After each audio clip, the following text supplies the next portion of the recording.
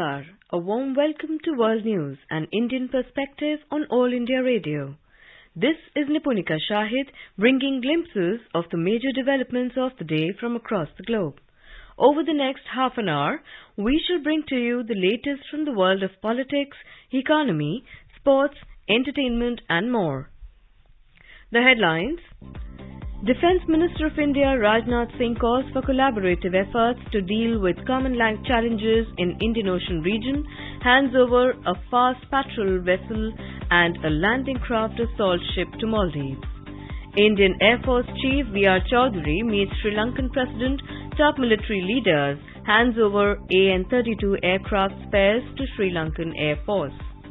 More than Indian 65 entities participate in Arabian Travel Market 2023 in Dubai, showcasing Incredible India and Visit India Year 2023 campaign.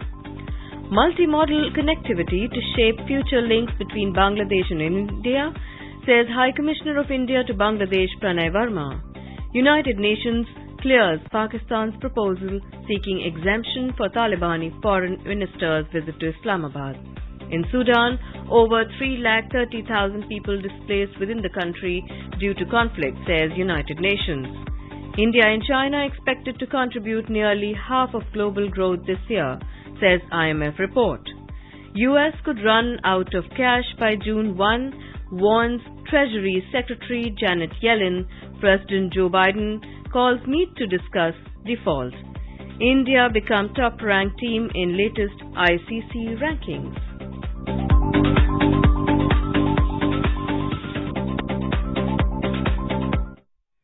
Defence Minister of India Rajnath Singh handed over a fast patrol vessel and a landing craft assault ship to the Maldives National Defence Forces MNDF on Tuesday.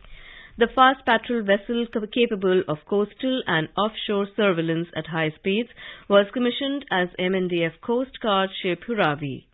President of Maldives Ibrahim Mohammed Soleh and Defence Minister Maria Ahmadidi were present on the occasion.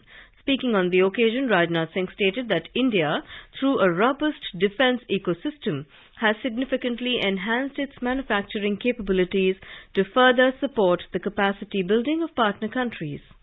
On India's strong defence cooperation with Maldives, Rajnath Singh asserted that the ties emanate from the twin policies of Neighbourhood First and Sagar, security and growth for all in the region. Mr. Singh called for enhanced cooperation among nations in the Indian Ocean region to address the common challenges faced by the region. India and Israel on Tuesday signed a Memorandum of Understanding on Industrial Research and Development Cooperation with focus on several key technologies areas. These are aerospace, electronics instrumentation, civil, infrastructure and engineering, environment, mining, chemicals and petrochemicals and agriculture. The multi-sectoral agreement was signed between Council of Scientific and Industrial Research, CSIR, and Directorate of Defence Research and Development, Ministry of Defence of Israel in New Delhi. India's Defence Research and Development Organisation DRDO and Indian Navy conducted the successful maiden test trial of air-droppable container 150 ADC from IL-38SD aircraft off the coast of Goa. In a statement, the Ministry of Defence said that ADC-150 is an indigenously designed and developed air-droppable container with 150 kg payload capacity. The ministry said the trial was conducted to enhance the naval operational logistics capabilities by providing quick response to meet the requirement of critical engineering stores to ships, which are deployed more than 2,000 kilometers from the coast. Chief of Indian Air Force Air Marshal V.R. Chaudhary on Tuesday presented AN-32 spares to Commander of Sri Lankan Air Force for operationalization of the aircraft held by Sri Lanka. The presentation of spares is in line with India's commitment towards capacity building of Sri Lanka's armed forces and will ensure high operational readiness of the aircraft. More from our correspondent.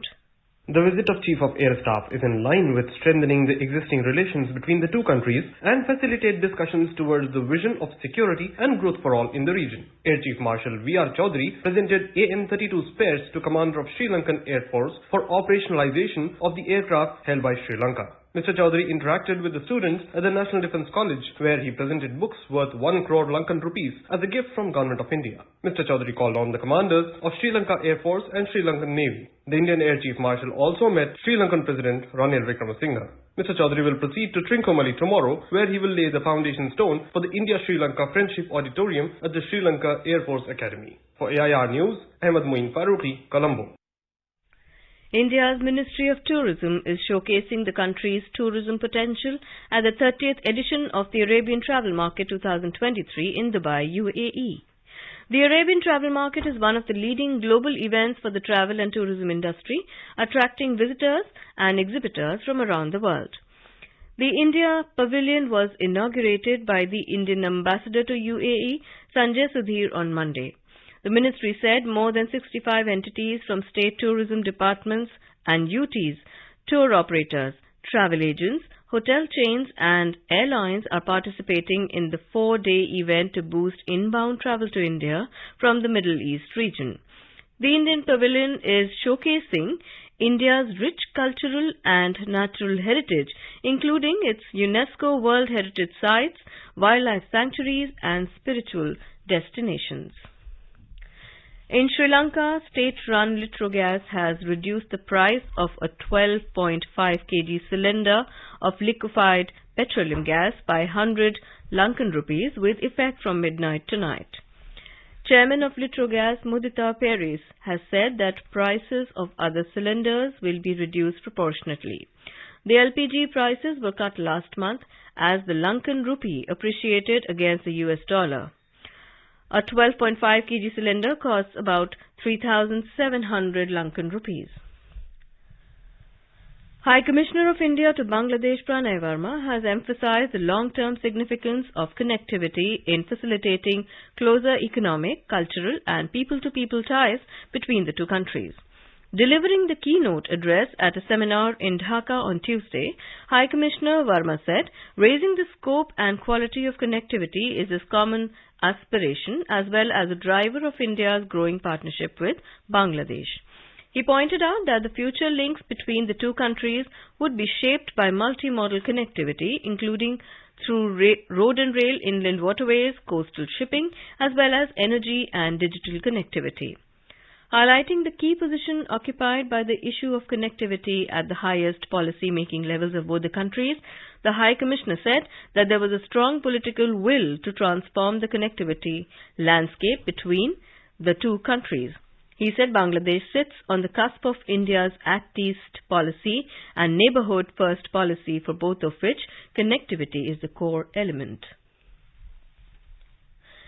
The United Nations has cleared a proposal allowing the Talibani foreign minister to visit Islamabad for a meeting with ministers of Pakistan and China. Earlier, Pakistan had requested the UN to lift travel ban imposed on Taliban administration's Foreign Minister Amir Khan Muttaqi. The UN granted the permission on Monday. Muttaqi has long been subjected to a travel ban, asset freeze and arms embargo under Security Council sanctions. According to the request proposal, Pakistan would cover all costs associated with Muttaqi's trip. Chinese and Pakistani officials have said in the past that they would welcome Taliban-led Afghanistan into the controversial China-Pakistan Economic Corridor (CPEC) infrastructure that passes through the Indian territory that has been illegally occupied by Pakistan. India has been firmly opposed to projects in the so-called CPEC and has called such activities inherently illegal, illegitimate and unacceptable. This is All India Radio giving you the world news. In today's Hotspot section, we bring you a discussion on National Security Advisor's visit to Iran and strategic importance of India-Iran relations. The participants are former diplomat Ashok Sajjanhar and AIR correspondent Omvesh Upadhyay. Yesterday, National Security Advisor Ajit Doval was on a one-day visit to Tehran at the invitation of his Iranian counterpart Ali Samkhani, where he held wide-ranging talks focusing on economic, political and security ties between Iran and India. This one-day visit comes ahead of Iran's formal entry into the Shanghai Cooperation Organization that India will host this year on July 3 and 4. And today to discuss on this in detail, we are joined by former diplomat Ashok Sajjanhar. Welcome to the program, Mr. Sajjanhar. Thank you very much. And to begin the discussion, Mr. Sajjanhar, I want to take your opinion on the recent meeting between the President of Iran and the Indian National Security Advisor regarding the expansion of bilateral economic and trade relations between the two countries.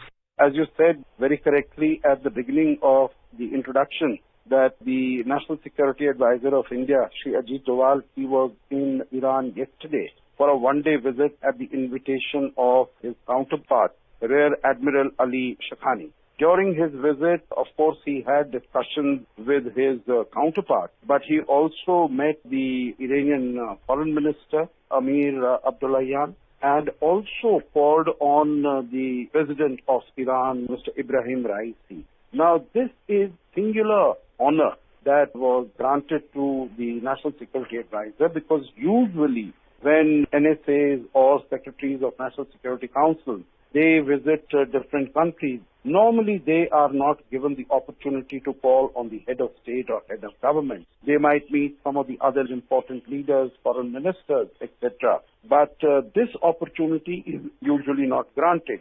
And the fact that he was provided this opportunity to call on His Excellency the President of Iran, it very strongly underlines and emphasizes the fact that Iran is very interested in strengthening ties, strengthening relations with India. And this is, of course, true in all the areas in which we cooperate and collaborate, whether it is political, strategic, security, and economic. And I think, as you also correctly mentioned, that Iran is going to join as the newest 9th member of the Shanghai Cooperation Organization. At the moment, there are 8 members. India and Pakistan became the 7th and the 8th members in 2017. And now Iran will be the 9th member of the SCO. And I think it's also worth noting that this is the first multilateral or intergovernmental organization that Iran is joining since the Iranian Revolution in 1979. So this is a very important event as far as Iran is concerned, and it takes its responsibility very seriously. Now, your question was in terms of the discussions that took place between Mr. Doval and the leadership of Iran on developing economic and trade relations. Now, Iran is a very important partner of India. And of course, historically and civilizationally, we have had very strong, deep, vibrant, dynamic relations with Iran. Till about 2019, Iran used to be a very significant supplier of crude oil to India. Even when sanctions were imposed on Iran in the past by the United States, then we were able to argue with the then Obama administration that since India is dependent to a very significant extent on supplies of crude from Iran, then our imports should not be brought under the sanctions. So a waiver was provided to India. But this time, Mr. Trump, when he imposed the sanctions in 2018-2019, this exemption was not provided. So India, which used to import about 10% of its oil from Iran, now our imports are non-existent, negligible if at all. But of course, there are other opportunities, and those opportunities were discussed with the leadership. That is in terms of development of the Chabahar port. And Chabahar is a natural port. It has a natural hinterland. We have been working along with Iran and Russia and Azerbaijan on the international north-south transport corridor. And we have suggested that Chabahar should also be brought on board as far as the INSTC is concerned. And this has been accepted. So there is enthusiasm on both sides, both India and Iran, that we should develop Chabahar very quickly. It is, of course, the gateway to Afghanistan. It is the gateway to Central Asia. All Central Asian countries are landlocked. Uzbekistan is a doubly landlocked country. So development of Chabahar and connectivity to Afghanistan and Central Asia will be extremely helpful. And of course, it is extremely helpful for Russia today, which come under such crippling sanctions from the West because of its aggression against Ukraine. So the importance of Chabahar and of the International North-South Transport Corridor, that has increased manyfold, and that was discussed at great length between Mr. Doval and the leadership of Iran during his visit. And you very correctly highlighted the discussion. And here I would like to mention, Mr. Sajanhar, that the President of Iran, Ibrahim Raisi, also hinted that strengthening of bilateral cooperation between Iran and India can have a constructive impact on resolving regional issues, as you also mentioned slightly. And the President of Iran also mentioned the Afghanistan issue. So here I want to understand from you, how can India and Iran work together to enhance regional security and stability?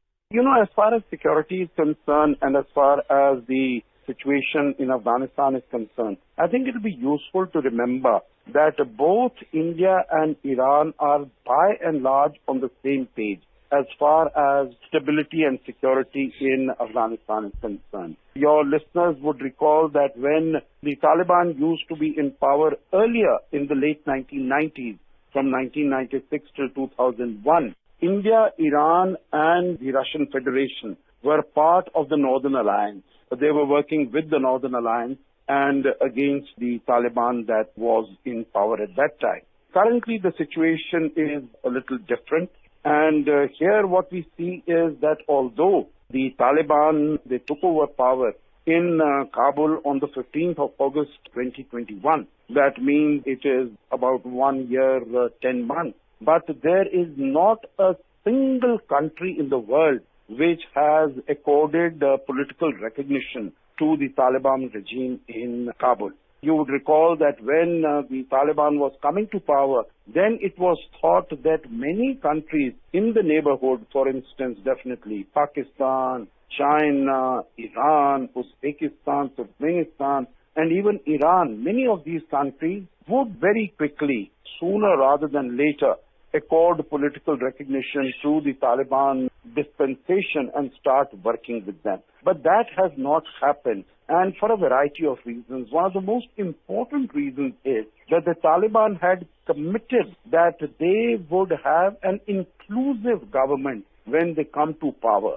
And that would mean that it would not only be the Pashtuns, who are a majority in the Taliban, but it would also include the other minorities in the country. For instance, the Tajiks, I understand, are anything between 20 to 28% of the population in the northeast of the country. There are Hazaras, there are Shias, there are so many other minority communities in the country. And the commitment that the Taliban had given was that all of them would be accommodated in the administration. That has unfortunately not been done. The second is that an appropriate place in the political space and economic space would be provided as far as girls and women in Afghanistan are concerned. That has also not happened. In fact, increasingly, the women folk of Afghanistan are being sidelined. They are being forced to remain at home. Recently, there was a decision by the Taliban establishment that Afghan women will not be allowed to work even as far as the United Nations is concerned. And at this, the UN has taken great umbrage. And all the 15 members of the UN Security Council had unanimously decided to condemn this move of the Taliban and to urge it to remove this restriction about Afghan women working in the UN offices. In addition to all this, there are a large number of terrorist groups that are in Afghanistan. For instance, you have Al-Qaeda, you have the Islamic State, you have Hizb ut-Tahrir, you have Jaish-e-Mohammed, Lashkar-e-Taiba, etc. So many of the terrorist groups. So there is a very real threat of these terrorist actions taking place against some of the neighboring countries of Afghanistan. And of course, we have experienced this in the past when Taliban was in power in Kabul in the late 1990s, and how the territory of Pakistan was used to launch terrorist attacks against India. So this is a matter of concern. All these issues, except maybe on the role of women in Afghanistan. Absolutely. These are all issues of concern both to Iran and to India. India is, of course, very strongly in favor of the rightful place of women in Afghan society. So on security issues, regional security issues, both the countries can work together. And there are a number of formats like the Moscow format, like the Heart of Asia format, like the Tashkent model, on which both Iran and India are participating and working together to ensure that regional security in the countries around Afghanistan is maintained. And to mention here in the conversation that during the meet, Ali Shamkhani pointed out the deep-rooted civilizational, historical and cultural commonalities between the two countries, where about what you were mentioning in the very beginning. So I want to understand from you, Mr. Sajjanhar, to what extent the cultural and historical similarities help in strengthening the strategic bond and also help in the diplomacy. You know, there is a very strong people-to-people connect. Whether it is music, it is art, it is culture. After all, if you see, whether it is the sarod that has come to us from Iran, very many forms of singing, whether it is Qawwali, that has also come to us from Iran. Many styles of architecture, whether it is in the Taj Mahal or it is in the Safdarjung tomb or it is in the Humayun's tomb, all these styles of architecture, they have also been borrowed by India 400, 500 years ago from Iran. So there is a great deal of similarity, great deal of congruence between the two countries, and even as far as music is concerned. Absolutely. On that positive note, we conclude the program. Thank you so much, Mr. Sajjanhar, for joining us today on All India Radio. Thank you very much. It's been a pleasure.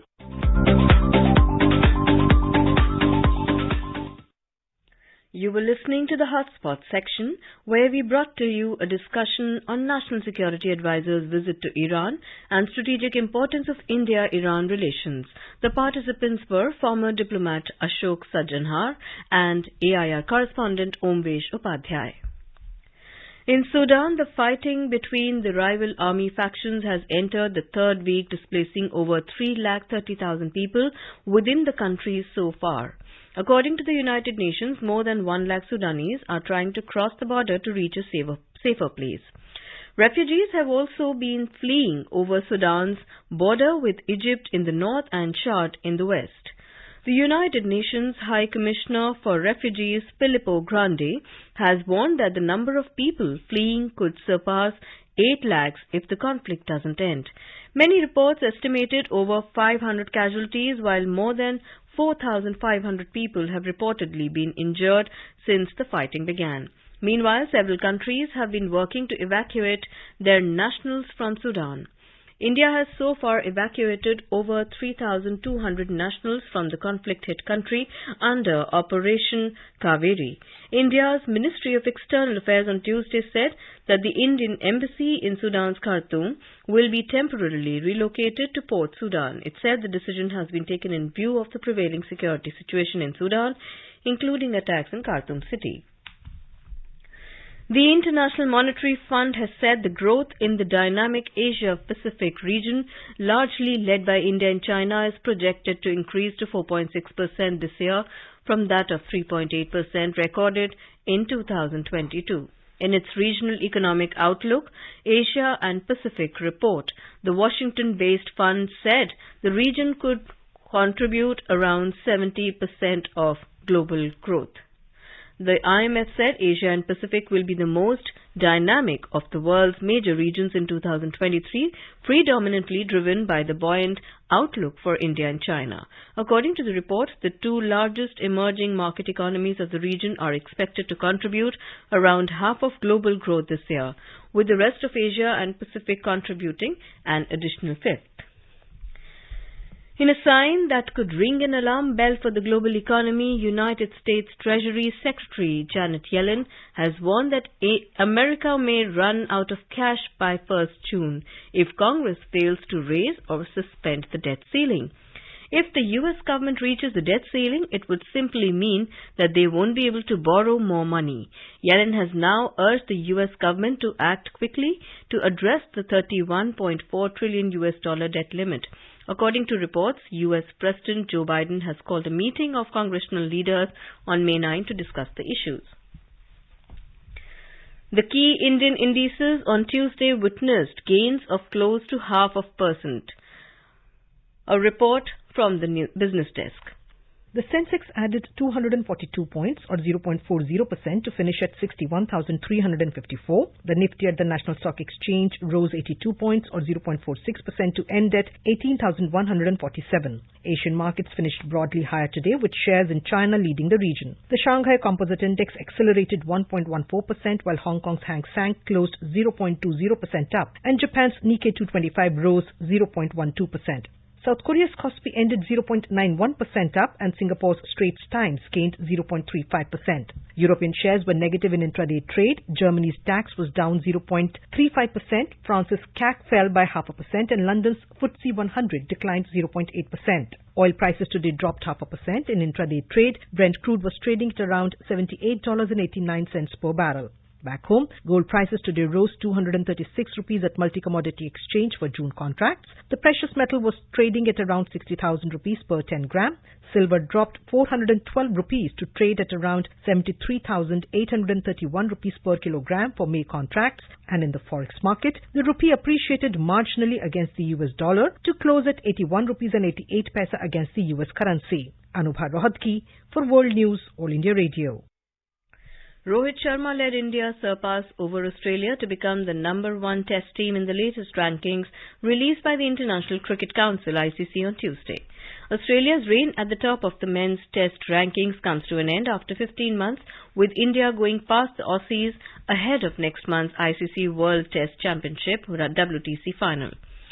India currently sits at the top of the ladder with 121 points, with Australia in the second spot with 116 points. Now let us take a look at the major developments around the world as reported in the foreign press.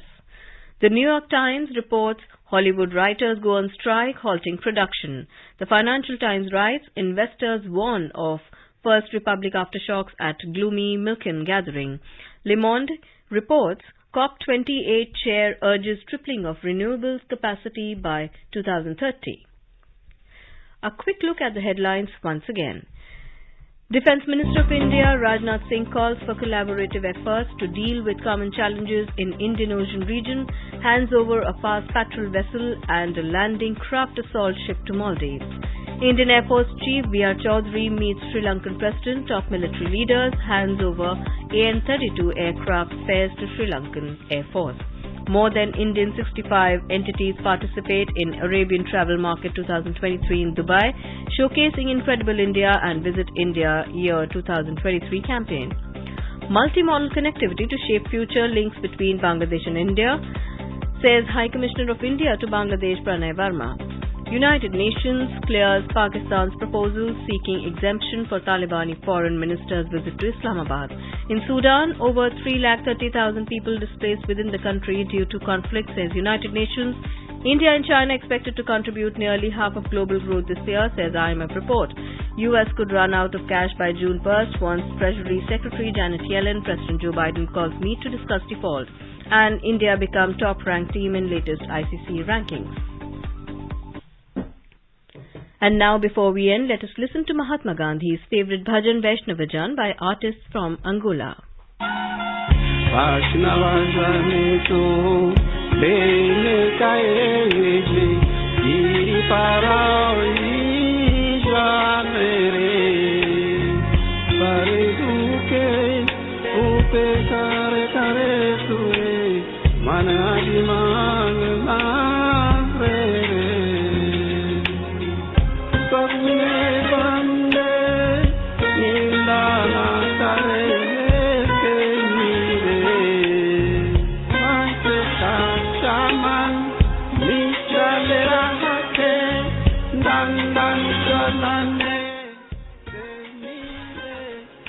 And with that, we end this bulletin. We'll be back at the same time tomorrow with the next edition of World News.